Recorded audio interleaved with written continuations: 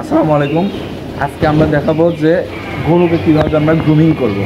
আপনার বাসায় থাকা এরকম একটা ডান্ডি ব্রাশ দিয়ে আপনি গরুকে গ্রুমিং করে দিতে পারেন। এখন প্রশ্ন করতে পারেন যে গরুকে আমরা কেন গ্রুমিং করব। গরুকে গ্রুমিং করলে গরুর গায়ে যে শক্ত ময়লা আবর্জনা যেগুলো লেগে থাকে, যেমন গরুর গোবর বা শাকসবজি যেগুলো খায় এগুলো গরুর গায়ে লেগে যেতে পারে, এগুলো রিমুভ করা যায়। গরুর গায়ে যে লুজ হেয়ার থাকে, প্রতিনিয়ত গরুর গায়ে থেকে পশমগুলো পরে গরুর গায়ে আটকে থাকে, এই পশমগুলো রিমুভ করা যায়। আর কোনো ধরনের পোকা বা প্যারাসাইট যদি গরুর গায়ে থাকে সেগুলো রিমুভ করা যায়।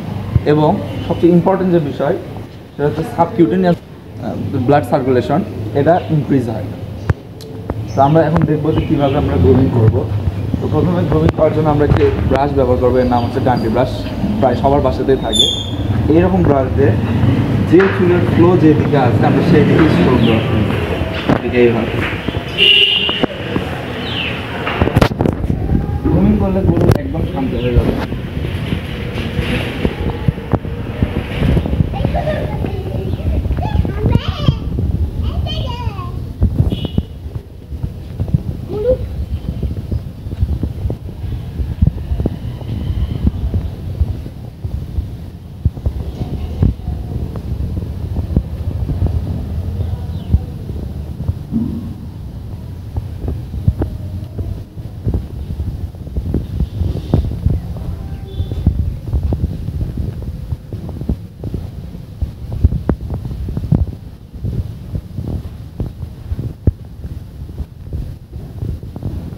কিছুক্ষণ গ্রুমিং করার পরে যে ময়লাগুলো জমবে এগুলো স্ক্র্যাপার হলে ভালো হতো, কিন্তু আমার কাছে যেহেতু স্ক্র্যাপার নেই, আমি ওয়ালের সাথে ঘষে নেবো এবং দেখেন কত ময়লা এখান থেকে পড়ে যাচ্ছে।